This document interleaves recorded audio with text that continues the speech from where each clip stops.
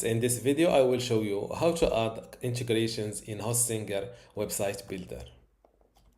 I am now in my Hostinger website builder, and to add an integration to this website, just click on these on website settings or these three buttons. Then go to integrations.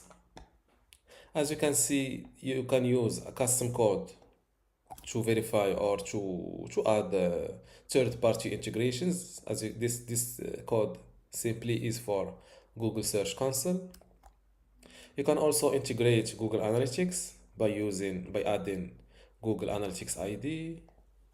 I also use Hotjar service, which create my website heat maps and also records my website visitor sessions in videos.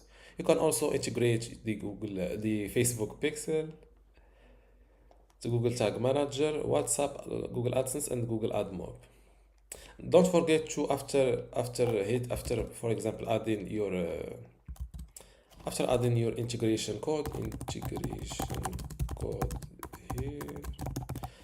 First click on save, and after your changes are saved, update your website to reflect your changes online. And this is how to add integrations in Hostinger website builder.